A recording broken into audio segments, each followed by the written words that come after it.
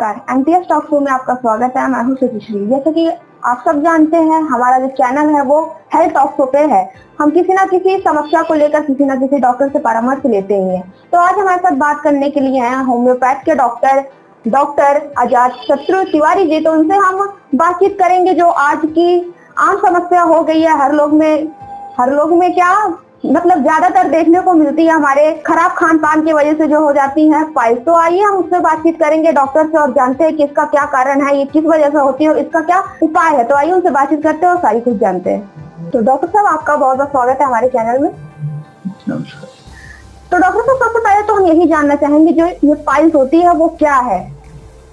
Piles एक ऐसी बीमारी है जो कि लाइफस्टाइल डिजीज कही जा सकती है। अगर आप ये मान के चलें कि हम अपनी अगर लाइफस्टाइल में खान पीन को ध्यान नहीं देते, एक्सरसाइजेस पे ध्यान नहीं देते हैं और टाइमिंग का ध्यान नहीं देते कि किस समय हम खा रहे हैं, कितना खा रहे हैं, क्या खा रहे हैं, तो एक हमारा एक्स्ट्रा एब्डोमिनल प्रेशर क्रिएट होता है। और जो एब्डोमिनल प्रेशर होता है वो जाके हमारा एनोरेक्टल रीजन, यानी कि हमारा जो जिधर से वेकेट होना है, हमारा स्टूल लैट्रिन जाना है, निकलना है बाहर, तो वहां पर एक प्रेशर क्रिएट होता है। और वो प्रेशर इतना ज्यादा हो जाता है कि वहां की जो नसें होती हैं वो फूल करके बाहर आने की कोशिश करती हैं और कई बार उनमें दर्द, चुभन, जलन और उसमें फटन यानी फट जाना भी हो जाता है। तो इसी समस्या को हम पाइल्स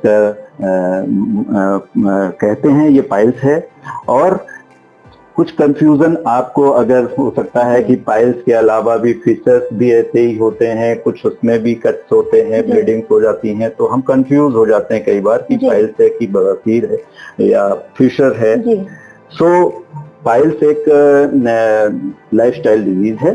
जैसा कि मैंने आपको बताया कि प्रेशर अगर कॉन्स्टिपेटेड पर्सन है, कब्जियत है किसी को और प्रेशर कॉन्टिन्यूअस पड़ रहा है तो वो जनरेट हो जाता है।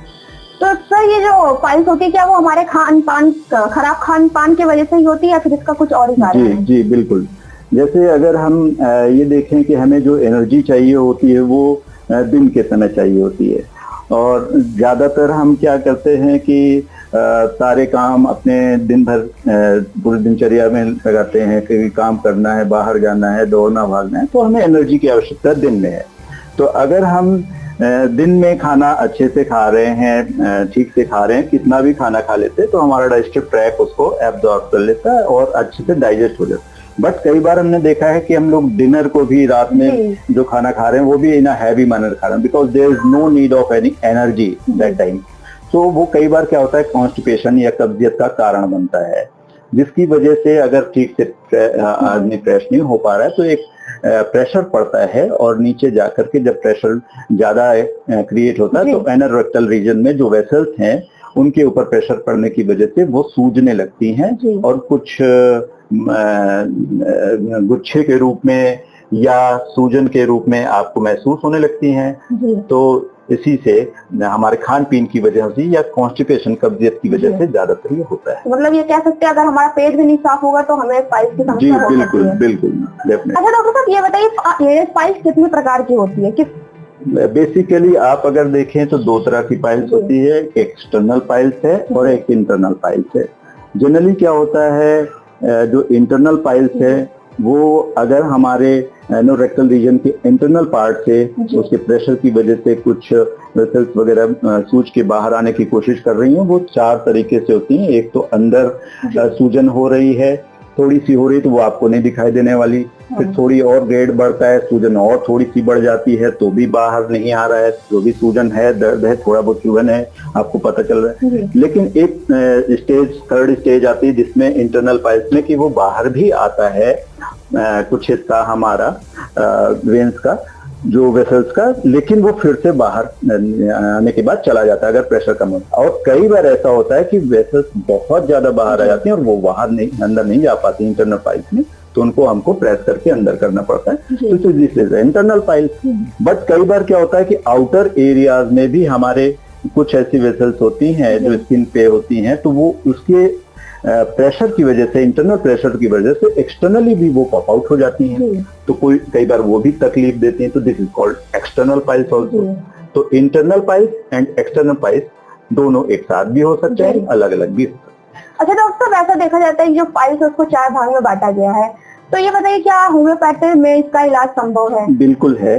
एक तो हम अपने मैनेजमेंट बताते हैं, डाइट को कैसे फॉलो करवाना है, कैसे एक्सरसाइजेस के लिए हम जोर देते हैं कि बिकॉज इंटेस्टाइनल मूवमेंट अच्छा हो आपका। अगर इंटेस्टाइनल मूवमेंट अच्छा रहेगा, आंतें अच्छे से चलेंगी तो डाइजेस्टिव ट्रैक्ट अच्छा वर्क करेगा, तो किसी भी तरीके का प्रेशर नहीं रहेगा। प्लस इसको और अच्छे से मैनेज करने के लिए हम कुछ मेडिसिन देते हैं होम्योपैथिक। हमारी सिम्टोमेटिक जैसे सिम्टम्स जो पर्सन दे रहा है कि मेरे को कब्जियत है सर, वहां पर मेरे को प्रेशर पड़ रहा है या कुछ है, हेमराइड की कंडीशन बन रही है, पेन हो रहा है, ब्लीडिंग है, क्या है, तो हम लोग उसके आधार पे कुछ मेडिसिन उसको सजेस्ट करते हैं होम्योपैथिक में, और बहुत ही अच्छे रिजल्ट आते हैं।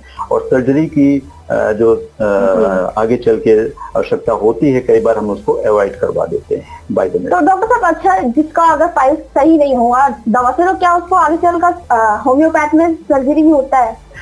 होम्योपैथिक में तो सर्जरी नहीं होता है, लेकिन हम होम्योपैथी में सर्जरी से बचाने के सारे उपाय कर देते हैं। अगर फिर भी उसका जैसे अगर इंटरनल पाइल्स है, बहुत ज्यादा उसको प्रॉब्लम दे रहा है और आगे चल के वो पॉप आउट होके बहुत ज्यादा बाहर चला गया है और वो अंदर जाने की स्थिति में नहीं है, तो कई बार हम लोग क्या करते हैं कि उसको सर्जरी भी एडवाइज करते हैं, जो कि ये सर्जन करते हैं, जो जनरल सर्जन होंगे जो इसकी सर्जरी को करते हैं। अच्छा डॉक्टर, क्या ये जो पाइल्स है वो क्या जेनेटिक भी होती है? नहीं, जेनेटिक तो नहीं कहेंगे, क्योंकि अगर आपका आपके घर परिवार में खान पीन की जो समस्या है वो अगर सभी लोगों को खाने का पैटर्न गलत है या टाइमिंग गलत है, तो आपके फादर को भी हो सकता है, मदर को भी हो सकता है, आपको भी हो सकता है, तो ये आपका लाइफस्टाइल बिहेवियरल प्रॉब्लम है, अदरवाइज जेनेटिक नहीं हो सकता है।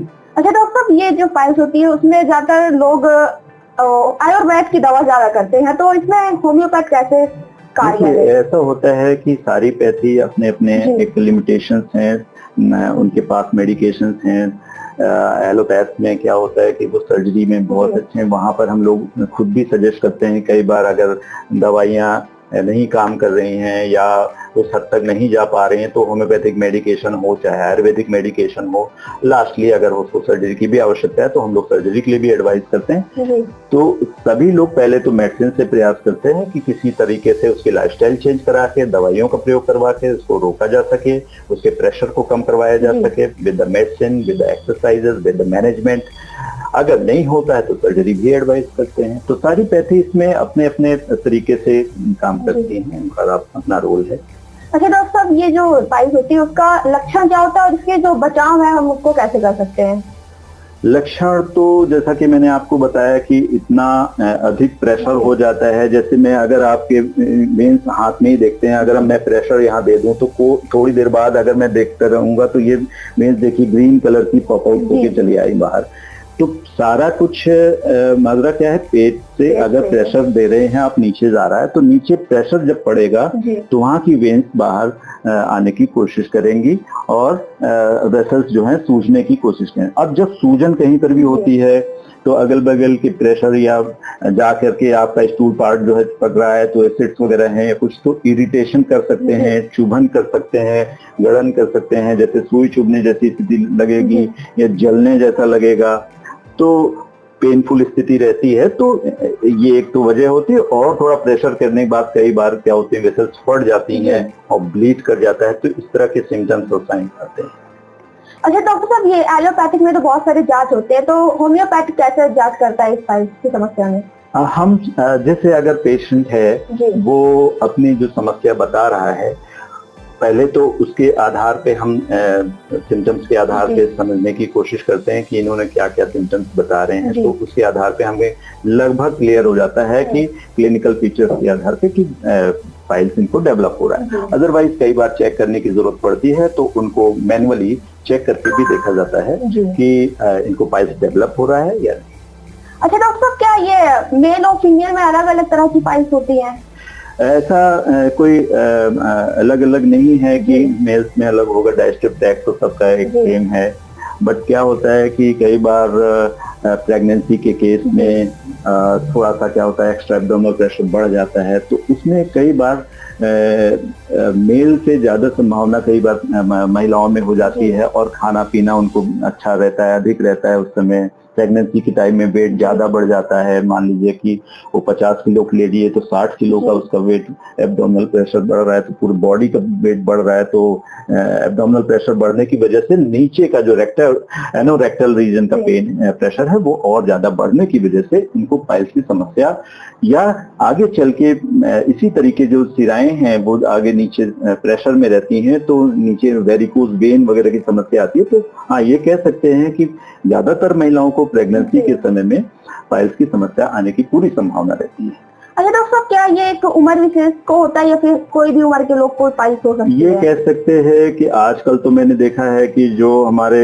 स्टूडेंट्स हैं, लड़के हैं जो यहाँ तैयारी करने आते हैं, आप जानती हैं हम प्रयागराज में प्रैक्टिस करते हैं, तो बहुत से स्टूडेंट्स ऐसे हैं कि जो खाने का डाइट का टाइमिंग उनका ठीक नहीं है। जैसा कि मैंने बोला कि रात में नहीं खाना चाहिए, ज्यादा रात में भी खाते हैं वो, तो डाइजेस्टिव ट्रैक्ट प्रॉपर वर्क नहीं कर पाता और इंडाइजेशन में रहता है, तो वो कॉन्स्टिपेशन के शिकार होते हैं। तो आज की डेट में तो मैंने ये देखा है कि अगर ओल्ड एज में जाकर के हमारे इंटेस्टाइनल मूवमेंट रिस्ट्रिक्ट हो रहे हैं या कम हो रहे हैं, तो वो तो चलो ओल्ड एज की वजह से, बट हमारी जो खान पीन की स्टाइल है या टाइमिंग है वो डिस्टर्ब होने की वजह से कई बार बच्चों में भी, जो 20 साल के हैं, 19 साल के हैं, 18 साल के हैं, उनमें भी पाइल्स की समस्या आ रही है। अच्छा तो डॉक्टर साहब, जैसे पाइल्स का जो इलाज है वो तो दवा से चलिए ठीक हो जाता है, क्या घरेलू उपाय भी कुछ हैं?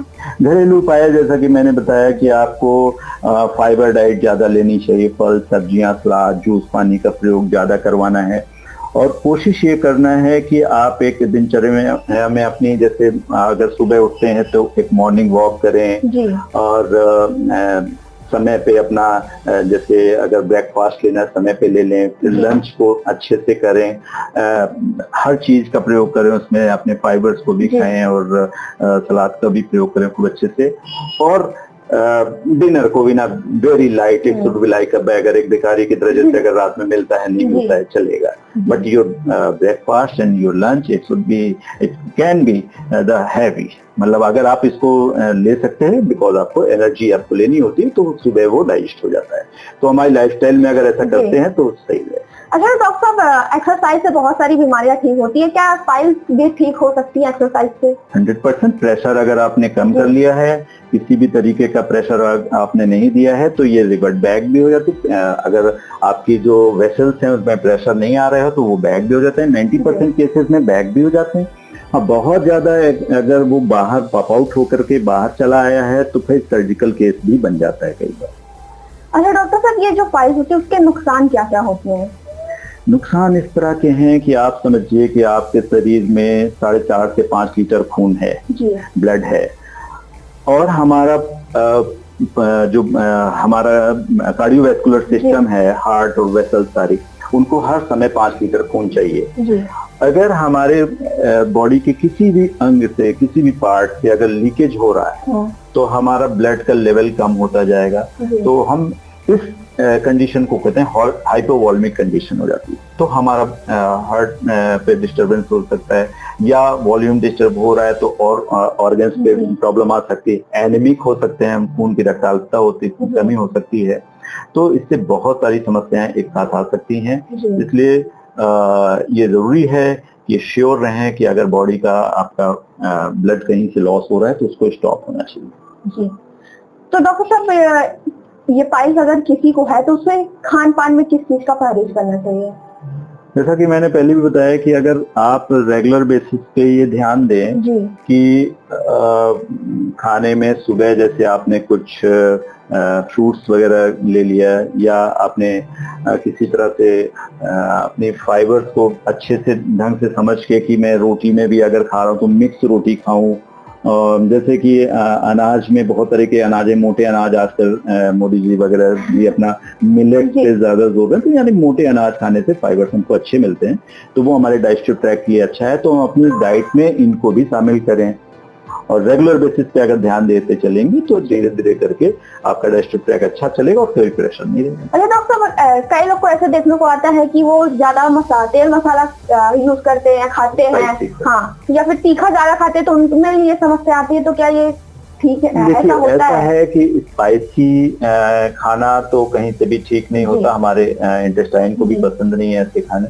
लेकिन अगर हम वंस इन अ वाइल कभी अगर हम खाते भी हैं तो इन अ लिटिल मैनर, मतलब हम अपने स्वाद के लिए कभी कभार ले सकते हैं। भाई किसी शादी ब्याह में गए, कहीं मिल गया तो उसकी क्वांटिटी कम लें और इतना ना ले लें कि हमारा डाइजेस्टिव ट्रैक उसको इरिटेशन मान करके अपने पूरी म्यूकस लेयर को हटाने लगे, या किसी भी तरीके की स्पाइसी हो लेने से आपको और भी समस्याएं जनरेट हो सकती हैं, जैसे अल्सर्स वगैरह डेवलप हो सकते हैं, क्योंकि म्यूकस लेयर पूरी आंतों की वो हटाने लगते हैं इस तरह के स्पाइसी फूड्स वगैरह। तो उनको कोशिश करनी चाहिए कि हमें सिंपल खाना खाएं, जो हमारे रूटीन लाइफ में, जैसे अपने इंडियन कल्चर में है दाल चावल सब्जी रोटी, बहुत हैवी स्पाइसी नहीं खाएं, कोशिश ये करें।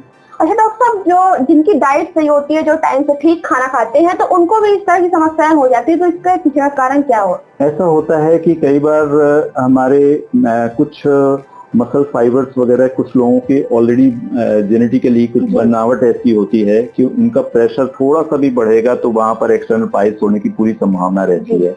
तो कुछ लोगों के मतलब शारीरिक गठन में ही ऐसी कुछ प्रॉब्लम होती है जो कि इसको जन्म देने में सहयोग करती है। तो ये एक मान के चलें कि हमारा जो शरीर का बनावट है, जो एनोरेक्टल रीजन के एरिया में स्किन वगैरह है, वो या मसल्स हैं जो कि बहुत ही टाइटली प्लेस्ड हैं, जिसकी वजह से इसका प्रेशर कई बार क्रिएट हो जाता है, वो वहां पर भी बन सकता है। अच्छा डॉक्टर साहब, ये बताइए कि एलोपैथ से कितना कारगर है पाइल्स की समस्या में होम्योपैथ? देखिए एलोपैथ का तो आप जो भी वो देते होंगे, बट हम ये कह सकते हैं कि हम सिर्फ एक हेल्प देते हैं for the digestive track movement, या हम ये कह सकते हैं कि हम एक नॉन कैसे साइड इफेक्ट वाली मेडिकेशंस होते हैं हम लोगों के यहाँ। तो कोशिश यही रहती है कि हम ऐसी मेडिसिन का प्रयोग करें जो कि ज्यादा किसी तरह से हार्म न पहुंचाए बॉडी को और हेल्प करे। तो ये हमारे यहाँ मेडिसिन का लगभग ऐसा रहता है कि किसी भी तरह की साइड इफेक्ट्स ना होने की वजह से वो थोड़ा सेफ ज्यादा रहता है। अदरवाइज मैं एलोपैथी को ऐसा क्रिटिसाइज नहीं कर सकता, बट वो अपना वो भी काम करती है। तो डॉक्टर साहब, हाई फाइबर डाइट की क्या उपयोगिता है इस तरह की समस्याओं में? हाई फाइबर डाइट की बहुत उपयोगिता है। अगर आप जो है रेगुलर बेसिस पे फाइबर्स का यूज करते हैं तो आपके कॉन्स्टिपेशन ना होने में सबसे बड़ा रोल इसी का रहेगा। तो हाई फाइबर डाइट को खाना ही चाहिए।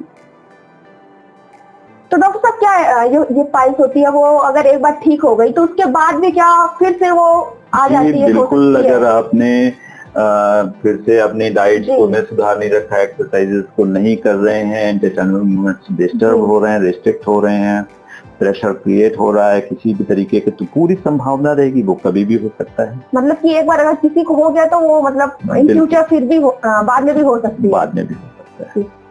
तो डॉक्टर साहब बहुत बहुत धन्यवाद। अगर ऐसा कुछ आप सूचना देना चाहते हैं हमारे दर्शकों को तो आप बता दीजिए। मैं यही कहना चाहता हूँ कि अपनी लाइफस्टाइल जो भी है, आपकी जीवन मिला है सिर्फ जीने के लिए, तो जीने के लिए खाएं, खाने के लिए ना जिएं। रेगुलर बेसिस पे अगर आप एक्सरसाइज करते हैं तो बहुत बड़ी हेल्प होगी आपकी बॉडी को। अपनी हेल्प आप खुद कर सकते हैं। रेगुलर बेसिस पे सुबह उठें, फ्रेश होने के बाद कम से कम 1 आवर की एक्सरसाइज करें, और 1 आवर एक्सरसाइज ऐसी करें जिसमें ब्रिस्क वॉक हो, आपके जितने भी डिप्स वगैरह मार सकते हैं या जो भी एक्सरसाइजेज आपको पसंद हो वो करें, बट करें for your body and your digestive track. और फिर उसके बाद आप अपने लाइफस्टाइल में थोड़े से फल सब्जियां सलाद का प्रयोग ज्यादा करना स्टार्ट कर दें, और 60% आप इस तरह की डाइट कर लें, और 40% अगर आप अनाज भी अच्छे से खाना चाहते हैं खाएं, बट इनका रेशियो ठीक रखें। And your dinner should be like a beggar. I always repeat to my patients also कि आप हर समय रात का भोजन को एक ये मान के चलें कि मिलेगा तो भी ठीक है, नहीं मिले तो भी ठीक है। That's why हमारा डाइजेस्टिव ट्रैक ठीक रहेगा। तो डॉक्टर साहब बहुत बहुत धन्यवाद। तो जैसा कि आप लोगों ने देखा, हमारे साथ डॉक्टर अजात शत्रु जी थे, उनसे हमने पाइल्स की समस्या पे बातचीत की। जैसा कि उन्होंने बताया कि हमारा डाइट बहुत अच्छा होना चाहिए अगर हमें पाइल्स की समस्या से बचाव करना है। उसके अलावा उन्होंने बताया भी कि हमें रात का खाना बहुत कम खाना चाहिए, मिले या ना मिले दोनों ठीक है, और फिर डाइट में आपको क्या क्या रखना चाहिए इस पे भी उन्होंने हमसे बातचीत की। तो ऐसे वीडियो के साथ बने रहने के लिए आप हमारा MTS टॉक को फॉलो करते रहिए। मैं धन्यवाद।